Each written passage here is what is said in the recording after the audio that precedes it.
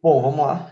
Começando mais um vídeo de patologia. Dessa vez a gente vai falar um pouquinho sobre aquilo que for faltando. Então a gente vai falar sobre o fator ativador plaquetário, sobre as citocinas, o óxido nítrico e comentar sobre as quimiocinas, que a gente viu pouquinha coisa, mas a gente vai falar sobre elas. E aí a gente fecha a parte de mediadores, beleza? Estou começando aqui pelo PAF, né, que é o fator de ativação plaquetário. A sigla dele é PAF, porque vem do inglês, né? Então, Plaquetar Activator Factor, tá? No inglês aí vocês viram que não é aquelas coisas, mas enfim, por isso que é PAF, tá? Então quando a gente traduz fator ativador plaquetário, fator de ativação plaquetário, tá? E basicamente, esse fator de ativação plaquetária, ele vai ter origem lá dos ácidos graxos de membrana, lembra? Então a gente tem a membrana plasmática, né? A gente quer uma bicamada fosfolipídica, e a gente tem esses ácidos graxos de membrana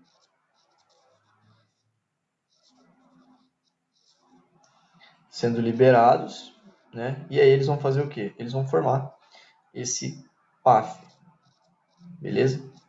Fator ativador plaquetário. E aí esse fator ativador plaquetário, o que é isso, né? São substâncias, né? Proteínas ali, são lipídios, né? No caso, né? Que são liberados pela membrana da célula. E eles vão se ligar, esse fator ele tem a capacidade de se ligar a receptores nas células. Então a gente tem a célula, ele se liga a receptores celulares, tá? Principalmente nas células endoteliais, ou seja, nas células dos vasos sanguíneos. Tá? Então imagine que aqui ó, a gente tem um vaso sanguíneo lá, né? E aqui do lado a gente tem essas células dos vasos sanguíneos. Então ele atuando lá nos vasos sanguíneos vai se ligar a receptores e a gente vai ter o efeito de vasodilatação.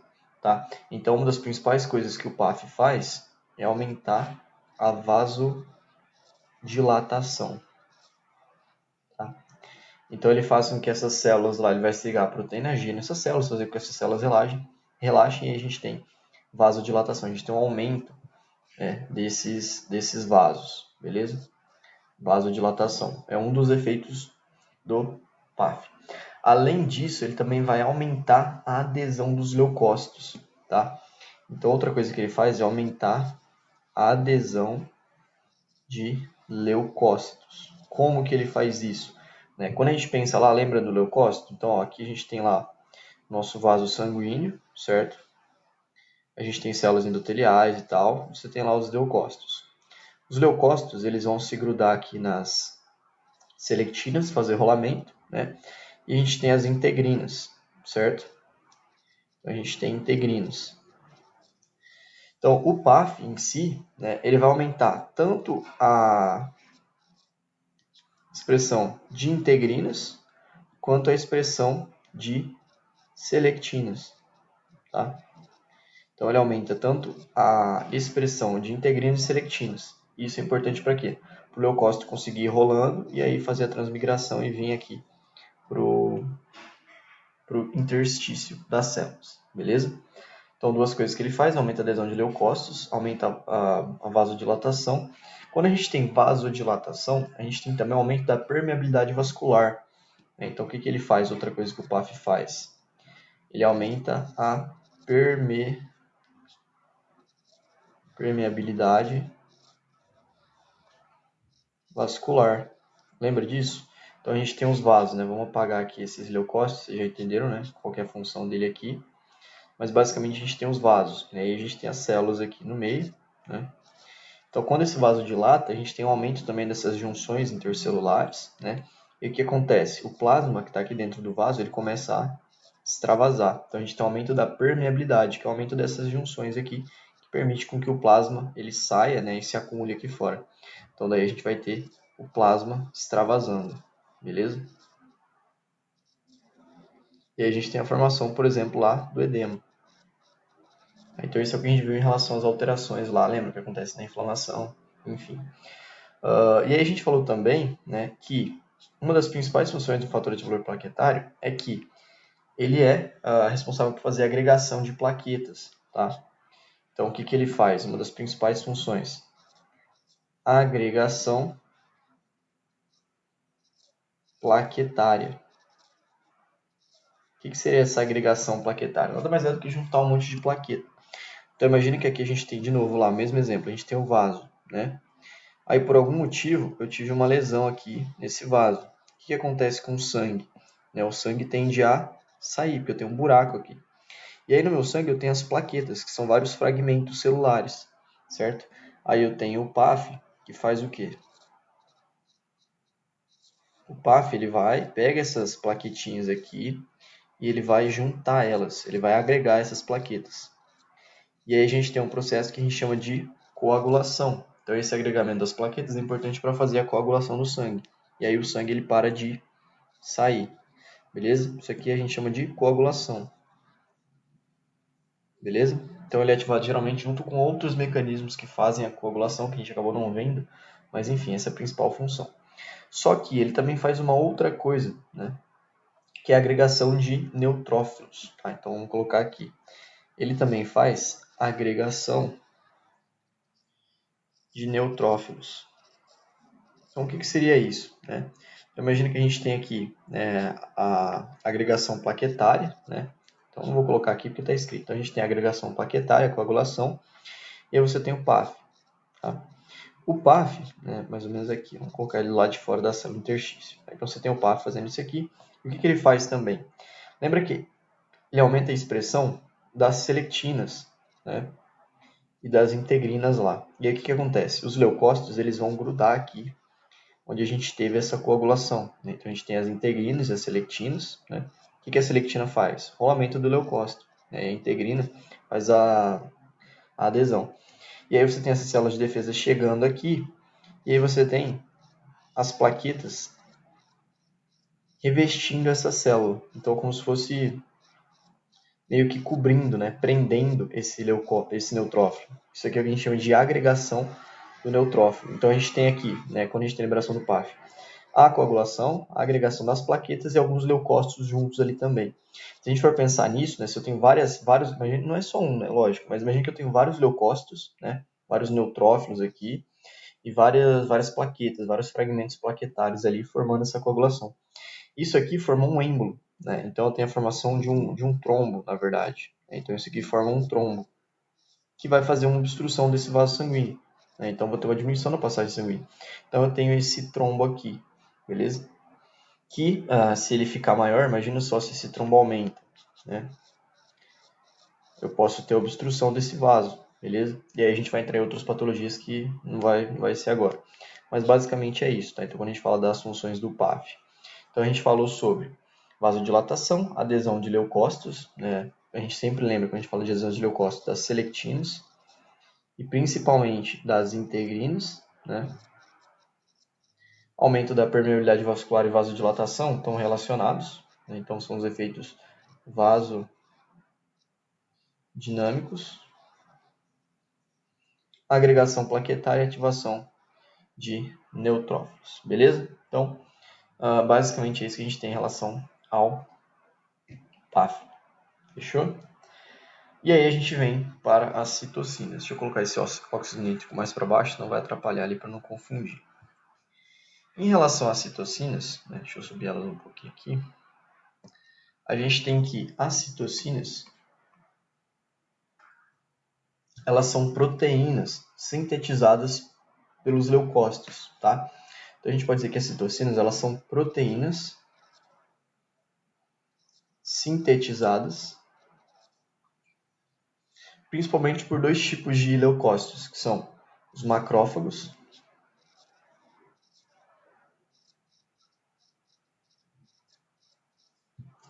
e leucócitos, beleza? E aí a gente tem vários tipos de citocinas, tá? Então a gente tem três tipos principais de citocinas. Uma delas que a gente viu, né, principalmente lá no processo de apoptose, né, que inicia a apoptose pela via extrínseca, é o TNF-alfa. Né? Lembra, o TNF-alfa se liga lá ao receptor TNF, aí ativa as proteínas que ativam caspase, e a gente tem a apoptose. Né?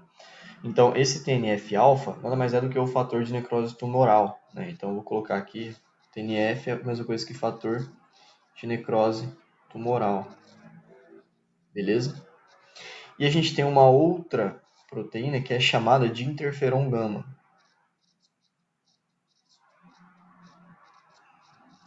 Só em relação à nomenclatura, né? A gente não precisa saber a função de todas, tá? Mas elas são importantes. E aí a gente tem uma classe que são as interleucinas, que aí a gente vai ter vários, tá? Então o livro traz umas 20 interleucinas diferentes. Tá? Então a gente tem vários tipos, a gente vai ver as principais delas. Mas você tem de L1 até L20 e até mais, se bobear. Tá? Então a gente tem vários tipos de interleucinas. As duas que a gente vai ver que são mais importantes aqui, né, pelo menos para a gente saber o básico, é a IL-1, né, e a IL-8, que vão estar relacionadas ali com inflamação crônica e aguda. Tá? Mas basicamente, quando a gente pensa nessas citocinas, né, o que as citocinas vão fazer? Né? Então vamos pensar aqui nas citocinas. Então a gente tem as nossas células de defesa, né? Então eu tenho macrófago, e eu tenho neutrófilo. Esses são os meus leucócitos, certo? Os macrófagos e os neutrófilos, eles vão liberar citocinas. Uma das principais coisas que as citocinas vão fazer, elas são mediadores inflamatórios. Lembra? Para uma substância ser considerada um mediador inflamatório, ela precisa fazer o quê? Aumentar a síntese de mediadores inflamatórios. Então, uma das coisas que as citocinas fazem é aumentar a síntese de mediadores. Então, as citocinas elas vão fazer com que mais mediadores sejam liberados, ali, sejam produzidos, sintetizados por outras células. Tá? E uma coisa muito importante das citocinas é que elas estimulam o que a gente chama de leucocitose. Elas vão estimular a leucocitose. Tá? O que é a leucocitose que a gente viu? É a produção de leucócitos a partir da medula. Então, elas estimulam a produção de leucócitos na medula, certo? Então, se a gente tem mais leucócitos sendo produzidos na medula e sendo mandados ali para a infecção, a gente tem um aumento da inflamação, portanto, a gente tem um aumento dessa inflamação. E aí a gente falou bastante sobre dois tipos, né, de... Deixa eu apagar esse óxido nítrico aqui. A gente falou sobre tipos de citocinas que estão envolvidos com as inflamações, né? Então, quando a gente pensa numa inflamação aguda, tá? Vou colocar aqui em destaque. As principais citocinas que são envolvidas com a inflamação aguda é o TNF-alfa, certo? E a IL-1, tá? O TNF-alfa, fator de necrose humoral, e a TNF-1, eles vão se ligar lá no sistema nervoso central, né? A interleucina do tipo 1, principalmente. Lá no sistema nervoso central, eles vão fazer com que a gente tenha um aumento do transporte e da liberação de GABA, tá? Que é um hormônio inibitório. Então, lembra quando a gente lembra do GABA, a gente lembra aquele hormônio que faz a gente dormir. É um hormônio inibitório, diminui a nossa função cerebral. E aí, com o aumento desse transporte de GABA, eu vou ter justamente uma indução do sono, certo? Então, esse é o mecanismo que induz o meu sono. Então, basicamente, o TNF-alfa e o IL-1, lá no meu sistema nervoso central, mais especificamente o IL-1, tá? O IL-1 principalmente. Eles vão funcionar como se fossem neurotransmissores, né? Se ligando lá no meu sistema nervoso central os neurônios, fazendo com que eu tenha um aumento da liberação de GABA, né? Um aumento da síntese de GABA, que vai induzir o sono. Por isso que quando a gente tem um processo inflamatório acontecendo, geralmente a gente fica com mais sono, né, e tal. E eles também vão ativar, lá no sistema nervoso central, aqueles neurônios que a gente chama de neurônios anorexígenos, né? Então eles atuam em neurônios anorexígenos, vou escrever até de letra de forma, anorexígenos. O que esse nome lembra, né? Anorexígeno, lembra bastante anorexia, tá? Então esses neurônios anorexígenos, eles estão localizados lá no hipotálamo, né? Se a gente for lembrar o hipotálamo, ele tem várias funções. Regula faz a regulação hormonal, faz a regulação de temperatura, faz a regulação do apetite, da fome. Então esses neurônios anorexígenos estão relacionados ao nosso apetite. E aí a gente vai ter uma diminuição do apetite por conta da inibição desses neurônios anorexígenos. Tá? Então, a gente tem uma diminuição do apetite, através da estimulação desses neurônios. Né? Então, basicamente seria isso. Aí, falando, né, continuando, deixa eu só dar uma arrumada no espaço aqui. A gente precisa maximizar, que não dá para ficar usando um monte de páginas, senão depois vira uma bagunça. Tá, então, continuando, a gente tem que essas citocinas, né, da inflamação aguda também vão fazer com que a gente tenha um aumento da adesão leucocitária, adesão de leucócitos. E eu vou fazer aquele mesmo desenho de novo, por quê? Para a gente gravar. Tá? Então lembra lá que eu tenho meu vaso sanguíneo, né? Eu tenho as células endoteliais lá e tal. E aí eu tenho, né, essas substâncias, principalmente o IL-1, né, essas citocinas. Lembra que naquele exemplo do leucócito lá a gente viu o IL-1. Então eu tenho o IL-1 fazendo que eu tenha um aumento das integrinas das selectinas, né? Principalmente das selectinas. Então tem um aumento das selectinas. E aí eu tenho adesão dos leucócitos, beleza? Que depois vão transmigrar e vir aqui para o local da inflamação. Tá? Além disso, a gente tem um aumento da liberação de prostaglandinas, tá? Então eles também vão induzir a síntese de prostaglandinas. Prostaglandinas. E a gente viu que as prostaglandinas, lembra como é que elas funcionam? A gente tem o ácido araquidônico, né? Então a gente tem, é um metabólito do A, então a gente tem o ácido araquidônico sofrendo a ação da enzima da COX, né? Que é a ciclooxigenase, e a gente tem a formação da prostaglandina, certo? Prostaglandina. Minha letra está meio ruim hoje. E essa prostaglandina ela vai ter vários efeitos. Então ela é epirêmica, ela faz vasodilatação, faz com que a gente tenha a síntese de mais mediadores. Tá? Então esses são alguns efeitos aí. E também a gente vai ter a questão da coagulação. Tá? E por último, porém não menos importante, né, na verdade um dos fatores mais importantes dessa inflamação aguda que a gente pode citar é que essas citocinas elas vão fazer o que? Elas vão estimular os fibroblastos. Então elas estimulam fibroblastos. Então, quando elas fazem o estímulo dos fibroblastos, elas vão fazer que a gente tenha um aumento da proliferação dos fibroblastos, certo? Quando eu penso em proliferação, eu penso em aumento, né, da quantidade de células. Então, eu tinha aqui 2 fibroblastos, agora eu vou ter 4 fibroblastos, aí depois eu vou ter 8 fibroblastos, né? E assim eu tenho aumento da proliferação. E eu vou ter também o aumento da síntese de colágeno. Porque o que o fibroblasto faz? O fibroblasto ele é uma célula, né? É uma célula que vai fazer a produção de colágeno. Então ele sintetiza colágeno. E esse monte de fibroblasto que se proliferou vai liberar um monte de colágeno. E aí se eu pensar nisso no processo cicatricial, né, imagine que eu tinha lá uma ferida aqui, né? Então eu tenho uma lesão, uma ferida aberta, né? Aí eu tenho esses fibroblastos chegando, que eles vão fazer? Vão começar a depositar um monte de colágeno, né?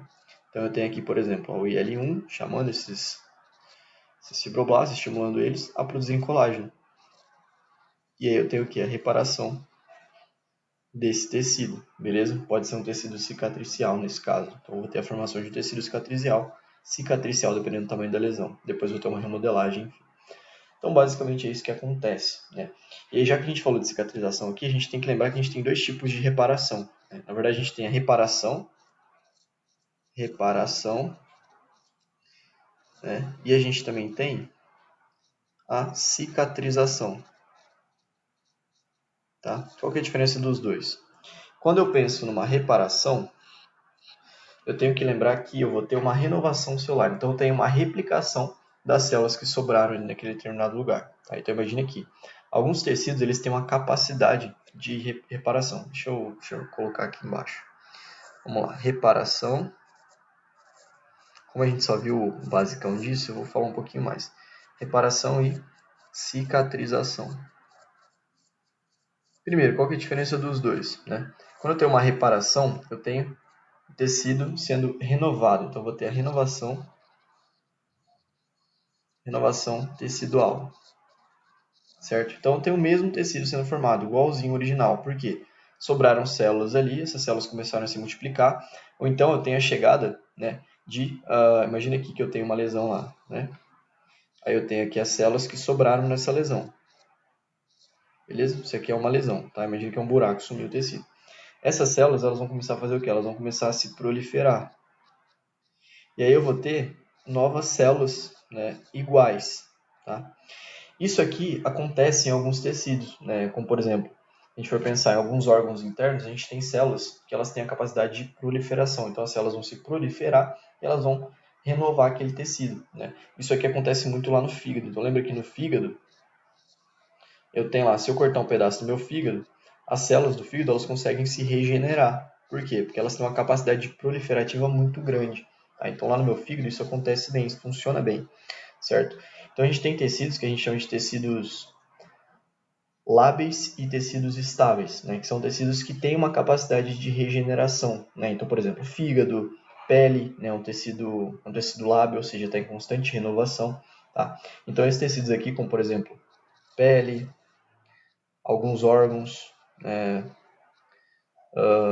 enfim, não vai vir mais coisa na minha cabeça agora, mas pele, órgãos, né, outras estruturas, têm capacidade de se regenerar, tem proliferação, tá? E aí a gente tem isso aqui acontecendo, a gente tem essa proliferação que vai fazer com que o tecido ele continue sendo o mesmo, beleza? E aí a gente tem a cicatrização, né? Então dependendo do tamanho da lesão, eu vou ter uma cicatriz sendo formada. No caso da cicatriz, eu tenho um tecido novo sendo formado. E esse tecido novo, geralmente ele é um tecido fibroso, tecido fibrótico, né? Por quê? No caso da cicatriz, né, vamos fazer o mesmo exemplo para ficar fácil a gente tentar associar depois.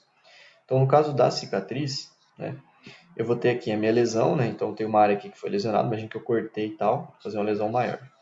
Então, eu tenho aqui uma lesão, né? Aí a gente já teve o período de inflamação e tal, eu tenho aqui lá as minhas citocinas. Então, eu tenho as citocinas chamando os meus fibroblastos, né? E aí, o que os fibroblastos fazem? Os fibroblastos eles vão começar a depositar colágeno aqui, tá? Então, a gente começa a ter o quê? No caso da cicatrização, a gente tem um aumento da síntese, né, da deposição de colágeno, na verdade. Né? Então, a gente tem a deposição de colágeno. Por que deposição? Eles vão começar a jogar colágeno ali. Né? E a gente tem a formação de matriz. Então, a gente tem uma formação de uma nova matriz extracelular. Então, esses fibroblastos aqui vão começar a depositar colágeno, né? E aí a gente vai ter, onde a gente teve essa lesão, não vai ter novas células chegando, tá? A gente vai ter a formação de uma cicatriz, um tecido cicatricial, que é um tecido diferente, né? Então, se a gente for pensar, por exemplo, no músculo esquelético, né? Então, o músculo, ele é um tecido que ele não tem capacidade de se regenerar. As fibras musculares, elas não se proliferam. Então, quando a gente tem uma ruptura muscular, né? Imagina que eu tenho lá meu músculo, né? Aí eu tenho uma ruptura, essa fibra, né? Eu vou ter um processo cicatricial sendo formado, então meu músculo vai ficar com uma cicatriz. E aí a gente tem alguns componentes do músculo que fazem com que ele continue tendo a sua função mesmo com a cicatriz, tá? Mas você tem uma cicatriz sendo formada nesse caso. Né? Outro tecido que não regenera, né? Quando a gente pensa, tecido neuronal, então é um tecido que a gente chama de tecido permanente. Os tecidos permanentes, como por exemplo o músculo, o neurônio, eles não se regeneram. Uma vez que você tem um dano, alguma coisa assim, você tem a formação de uma cicatriz, no caso não tem uma degeneração mesmo. Beleza? E aí uma coisa que é importante, né, quando a gente pensa nessa questão da reparação, são as células tronco, né? Então lembra das células tronco? As células tronco são células que elas conseguem se diferenciar em outras. Então a gente tem dois tipos de células tronco. A gente tem as que a gente chama de embrionárias. Tá? As células tronco embrionárias, elas são células que são produzidas na medula e elas vão para todos os órgãos. Então elas conseguem dar origem a todos os tipos celulares. Beleza? E aí a gente tem células-tronco, todos os tipos celulares. E aí a gente tem células-tronco que a gente chama de células-tronco adultas. Tá? Qual que é a diferença de células-tronco adultas? Essas células-tronco adultas, elas são encontradas nos órgãos. Tá? Então imagina lá que eu tenho meu fígado, né? Aí eu corto um pedaço do meu fígado. E aí ele vai e se regenera. Né? Então nesse meu fígado aqui, eu tenho a proliferação e eu tenho essas células tronco adultas, que já estão lá no meu fígado. Então, imagina que eu tenho aqui uma população de células tronco adultas, e essas células tronco adultas elas começam a se multiplicar ainda mais, e aí fazer a regeneração desse meu fio, dessa parte nova. Tá? Então, células tronco-intestinais embrionárias, que ficam na medula e que conseguem fazer todos os tipos celulares, e as adultas elas ficam nos órgãos e elas fazem, né, a renovação das células daquele órgão em específico, beleza? Então, basicamente seria isso. Aqui é um resumão, né, da reparação tecidual, já que a gente não teve muita coisa, tá? Mas de modo bem geral mesmo, tá? Então, seria basicamente isso, tá? Então, diferença entre reparação e cicatrização. E aí a gente falou, então, né, sobre as citocinas, falou sobre o PAF, né? E agora a gente fala um pouquinho sobre um outro mediador, né, que é o óxido nítrico. Tá? Então, a gente tem o óxido nítrico. O óxido nítrico, ele é um gás, né, produzido pelas células. Então, ele é um gás produzido pelas células, certo? E dentro do nosso corpo, ele basicamente ele é encontrado de 3 formas. Tá? Então, a gente pode encontrar, ele é encontrado em 3 formas diferentes, que são diferentes nomes que ele tem. Tá? Então, ele é encontrado na forma de N-nós. A gente tem um óxido que a gente chama de N-nós. A gente tem o E-nós. E a gente tem o I-nós. Beleza? Vamos lá, qual que é a diferença entre eles? O N-nós, né, ele é um óxido nítrico que é produzido principalmente pelos neurônios. Então, ele é de origem neuronal. Se ele é de origem neuronal, ele vai atuar principalmente lá no nosso sistema nervoso central. Tá? Então, na verdade, uma coisa que eu esqueci de falar antes, tá? O óxido nítrico ele tem função tanto fisiológica quanto na inflamação. Esses dois aqui, o N-nós e o E-nós, eles têm função principalmente fisiológica. Tá? Então, ele é fisiológico e ele é fisiológico. Beleza? E aí a gente tem que o N-nós lá no sistema nervoso central, né, ele vai atuar lá nos neurônios, ele funciona como se fosse um neurotransmissor, né, então ele atua como um neurotransmissor, ou seja, ele participa de sinapse de um neurônio com o outro. Né, então a gente tem lá o N-nós, vai lá e ativa o outro neurônio. Tá? E no sistema nervoso central ele vai fazer a modulação de alguns comportamentos que são importantes, né, como, por exemplo, o nosso humor. Então, ele é um dos neurotransmissores responsáveis por fazer a regulação do humor, processo de aprendizagem, certo? Dentre outros ali. E aí a gente vai ter também o E-nós. Esse E-nós, ele tem esse nome de E porque ele é encontrado principalmente nas células endoteliais. Sintetizado, na verdade, pelas células endoteliais. Quando eu falo de célula endotelial, eu estou falando o quê? As células do endotélio, né, dos vasos. Então, ó, esse aqui é o endotélio, né, dos capilares, isso aqui são células endoteliais. Beleza? Vou escrever porque já está ali. Então, basicamente, né, qual que é a principal função dele? Né? O E-nós ele vai se ligar a essas células aqui, ele é sintetizado, vai se ligar nessas células, ele vai fazer que a gente tenha uma vasodilatação. Então, ele aumenta a vasodilatação. Beleza? Principalmente, né, funcionando ali, né, através do nosso sistema nervoso parasimpático. Então, o sistema nervoso parasimpático ele vai fazer que a gente tenha a vasodilatação através da liberação do N-nós. Tá? Então, lembra, quando a gente pensa na questão dos vasos, né, vou colocar aqui os vasos.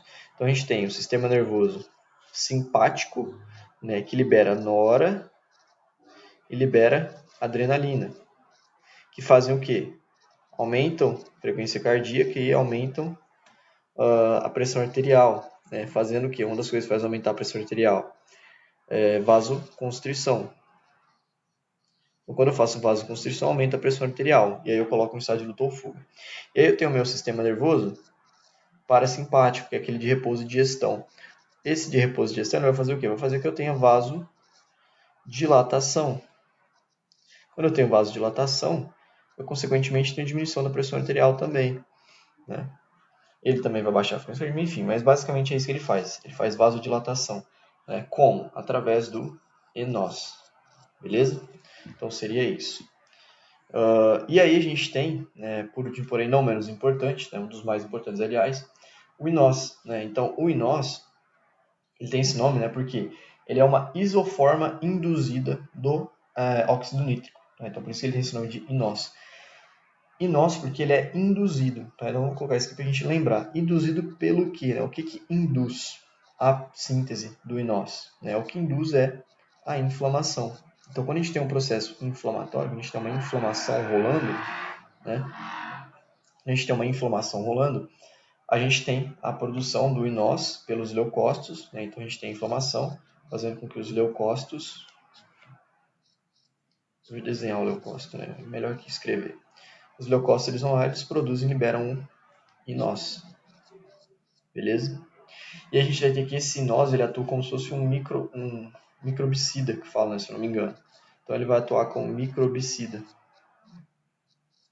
O que é o microbicida? O microbicida ele é um come-come, que ele vai lá, ele vê os micróbios, e ele vai fazer o quê? Ele vai matar esses micróbios aqui.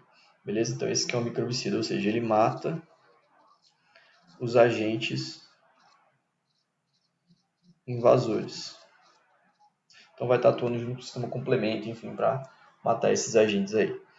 E basicamente é isso, tá? Em relação ao óxido nítrico. A gente tem 3 isoformas dele, 3 tipos diferentes. Né? O induzido é o que está mais relacionado com a inflamação, os outros têm efeito principalmente fisiológico. E a gente falou também um pouquinho, né? Só comentou mesmo sobre as quimiocinas, né? Então a gente comentou um pouquinho sobre as quimiocinas, até porque o livro não traz muita coisa sobre elas.